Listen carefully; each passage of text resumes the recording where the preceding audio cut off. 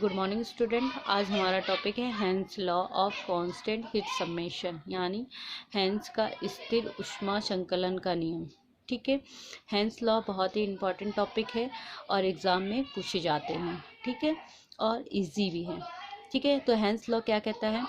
This law state that the amount of total heat involve or absorb in the same in a chemical change, whether the change take place in two or more different way in one or several step। यानी इसका क्या मतलब है? किसी रासायनिक अभिक्रिया में ऊष्मा परिवर्तन अर्थात ऊष्मा का अवशोषण या उत्सर्जन की मात्रा समान रहती है। ठीक है, समान रहती है, चाहे वह अभिक्रिया क्या है, दो या दो से अधिक विधियों से या एक से अधिक पदों में कराई जाए, लेकिन जो अमाउंट ऑफ हीट रहता है वो क्या होता है, सेम ही रहता है। ठीक है, तो this law was first of all given by Hess in 1814। ठीक है, यह नियम सर्वप्रथम हेंस द्वारा 1814 में दिया गया था, इसीलिए इसे हेंस लॉ भी कहते हैं।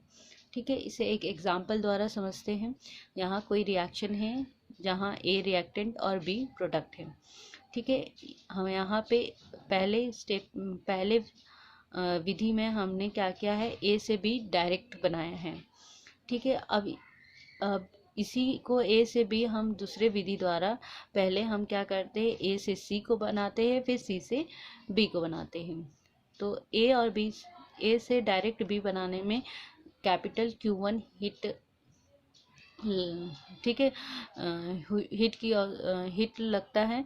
इसी तरह ए से सी में Q1 हीट और सी से बी में Q2 हीट लगता है।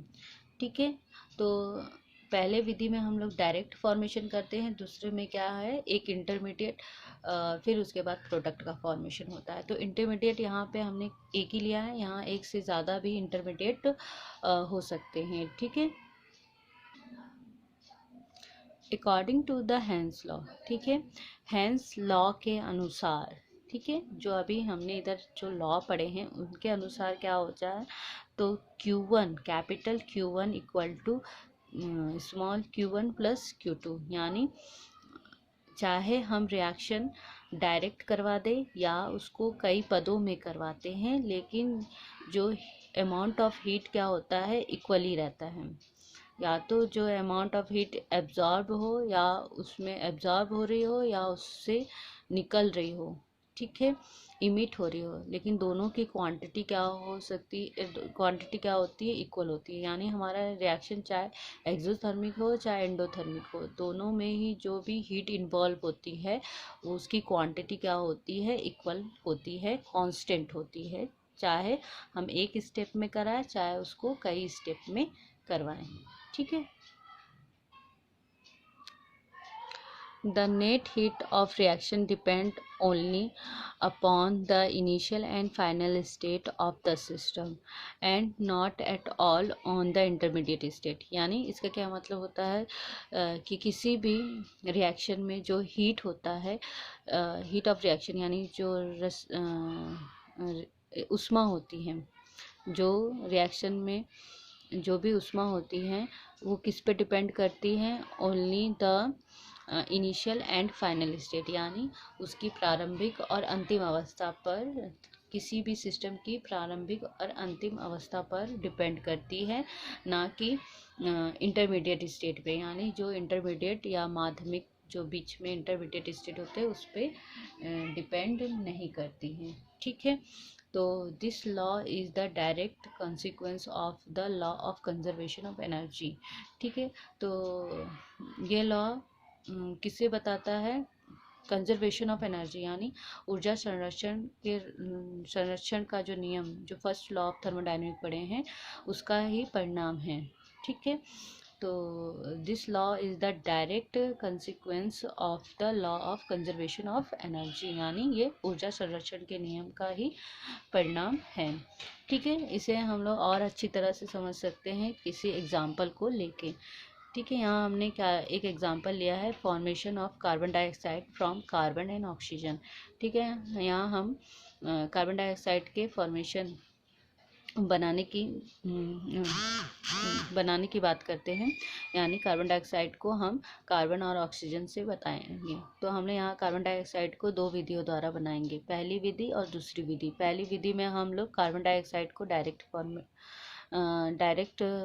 फॉर्म कर देंगे, दूसरी विधि में हम उसमें स्टेप द्वारा फॉर्म करेंगे। तो फर्स्ट वे यानी पहली विधि क्या है, कार्बन और ऑक्सीजन रिएक्ट करेंगे और कार्बन डाइऑक्साइड का फॉर्मेशन कर देते हैं, जिसमें 94.3 किलो कैलोरी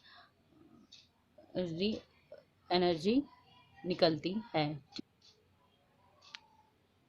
ठीक है, यहाँ हमने कार्बन को ऑक्सीजन की पर्याप्त मात्रा, ठीक है, एक्सेस, ऑक्सीजन को यहाँ पे हमने एक्सेस में लिया है, यानी उसकी पर्याप्त मात्रा में लिया है, और कार्बन डाइऑक्साइड का फॉर्म किए हैं और इसमें इतनी एनर्जी रिलीज होती है। इसी तरह सेकेंड विधि में क्या किया है, दूसरी विधि में हमने पहले स्टेप में पहले पद में क्या किए, कार्बन और ऑक्सीजन, ठीक है, कार्बन को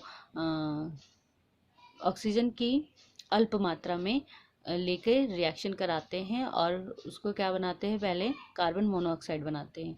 कार्बन मोनोऑक्साइड यहाँ एक्सेस में लिए हैं, यहाँ पे हमने अल्प मात्रा में लिए हैं, मतलब लिमिट में लिए हैं ऑक्सीजन। तो अल्प मात्रा में लेने से क्या हुआ, कार्बन और ऑक्सीजन से रिएक्ट करके कार्बन मोनोऑक्साइड बनाता है, जिसमें 26 किलो कैलोरी रिलीज होती है। इसी तरह दूसरे स्टेप में फिर कार्बन डाइऑक्साइड को फिर ऑक्सीजन से रिएक्ट करा के कार्बन डाइऑक्साइड में बनाया जाता है, जिसमें 68.0 किलो कैलोरी एनर्जी रिलीज होती है। तो टोटल एनर्जी कितनी इन्वॉल्व हुई, इसको 94.8, और फर्स्ट वे में भी कितनी थी, पहली विधि में भी 94.3, तो लगभग सेम है। 0.3 तो एक्सपेरिमेंटली एरर आ जाता है।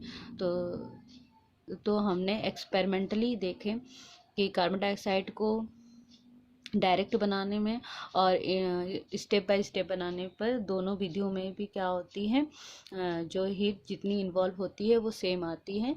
तो इससे क्या पता चलता है कि जो हेंस का लॉ होता है वो क्या है, सही साबित होता है। ठीक है, थैंक यू।